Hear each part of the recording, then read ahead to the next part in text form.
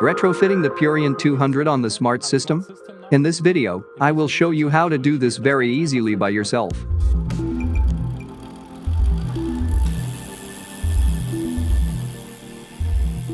I would like to welcome you all back to EBIKE24. Today I'm going to do another tutorial on the Bosch smart system. I'm sure many of you have been waiting a long time for this. The new Purion 200 display and control unit, 2-in-1 solution, is now available. But before we start with that, when does it make sense to replace the LED remote with the Purion 200? The Purion 200 offers you a great 2-in-1 solution by combining the control unit, similar to the standard Bosch LED remote, with a small compact display. And with the Purion, you have the possibility to keep your cockpit neat and tidy. More or less as it was before, but with the addition of a display. To convert or retrofit, all you need is the Purion 200 display, available in our shop, and a 3mm Allen key. And, if you like, the Bosch eBike Flow app. That's all there is to it, and now we can already start. Before we can install the new Purion 200, we first have to take care of the old LED remote. For this video we decided to use a KTM Makina Style 730. In this case, only with a single LED remote. Now we have to dismantle it, and of course, switch it off. First the electric bike. And then we take the display cable. Simply unplug it. And now we can unscrew the LED remote from the KTM with the 3mm Allen key. Depending on how your cockpit, your handlebar, is constructed, you will of course need a few other tools to remove the handle. If necessary, also remove the brake lever, as in this case. We would simply unscrew that now.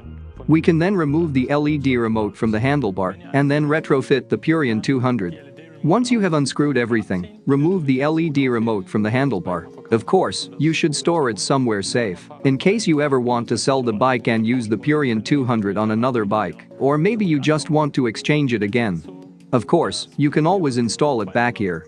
Now, the Purion 200 has a mechanism that allows it to be opened and closed easily.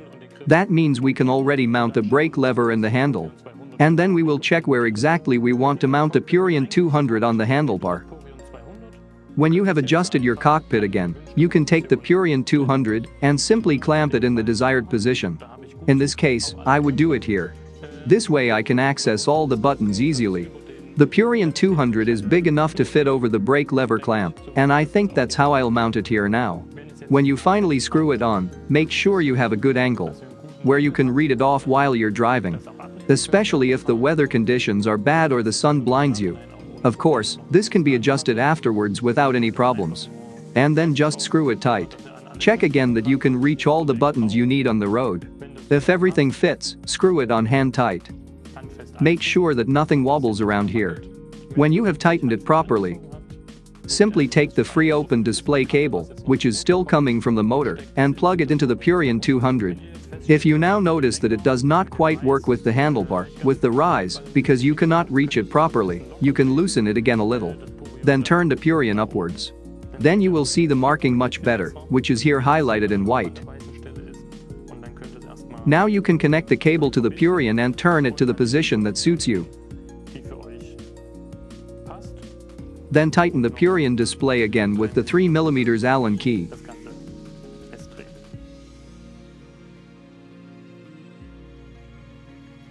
When you switch it on for the first time, you will be asked which language you want to use. In this case we will select German. And then we already see that the battery level is displayed. Here we can switch back and forth between the different modes.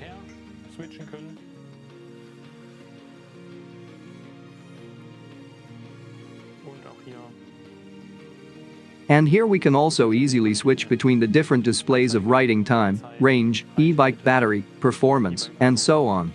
It is very intuitive, as we know it from Bosch. And we have practically retrofitted the Purion 200. After finishing the Purion 200 installation, we of course want to use it again with the eBike Flow app. Here's a little hint. Since the eBike Flow app is still connected to your old LED remote, we must first remove the e-bike from the components. Or in other words, remove the eBike from the Flow app and then reconnect to the Purion 200. This way, you can have the full functionality with the Purion 200 again. To do this, simply go to the settings. Go to your e-bike and scroll all the way down. There you will find the item reset and remove, and can then remove your e-bike from your eBike Flow app account under Remove e-bike.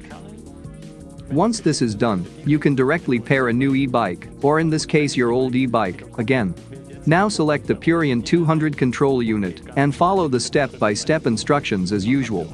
And now you have reconnected your e-bike with the eBike Flow app in no time at all. We will now take a brief look at how to combine the Purion 200 with, for example, the Kiox 300, or in our case a Kiox 500. You can also combine the Purion 200 with a smartphone grip. I will show you how to get this done for the Kiox 500. We have already made an additional tutorial on how to mount the Kiox 500 to an e-bike. There you will find a detailed explanation of how to connect the holder and the Kiox 500 to the e-bike. It is identical to the LED remote on the Purion 200 and only takes a few minutes. Now let's find out how to use the display and the Purion 200 control unit together. Here, a suggestion. Switch on the e-bike via the Purion 200 first. Now you can select the widescreen here, meaning which information you want to permanently have on the Purion 200. In this case, I would like to always have the speed displayed. And then you put on the Kiox 500. It will be detected immediately. And now, when the Kiox 500 is mounted, you only operate its display via the Purion 200. You can switch between the different widescreens and select precisely the information you need on the Kiox 500. This is particularly useful in combination if you want to navigate with your Kiox 500. In this case, we entered a desired route, the destination, via the Flow app and let ourselves be navigated there. On the large Kiox 500, we now have the map view showing where we need to go. And in addition, we have the current speed on the small Purion 200. Or the information that is important for you at the moment.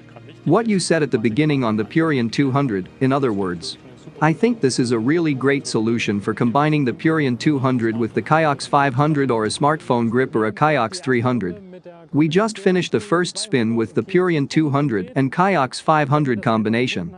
Once you have connected the two, everything works perfectly. You can switch between the different modes and swap the screens. Of course, all the data is still displayed correctly on both the Purion 200 and the Kiox 500. Please note, in the background, in the e-bike system, there is a so-called ID conflict. This is because we have fitted a new control unit. This will not affect the basic function of the e-bike for the time being. Only if you want to use additional functions, such as the e-bike lock function or the e-bike alarm, you might get an error message. In this case, we recommend you take your first tour directly to your trusted bike dealer. They can use the Bosch diagnostic tool to resolve the ID conflict in about 2 minutes, and then everything will work again as before. This is really no effort for the dealer and only requires a few clicks. This brings us to the end of our video. In my opinion, the Purion 200 is another great solution from Bosch if you want to combine a control unit with the display. But I also think that the Purion 200 combined with a larger display makes a useful combination, especially for navigation. Please feel free to write your opinion of the Purion 200 in the comments below.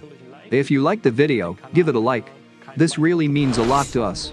Subscribe to the channel if you don't want to miss any more tutorials. Until next time at eBike24.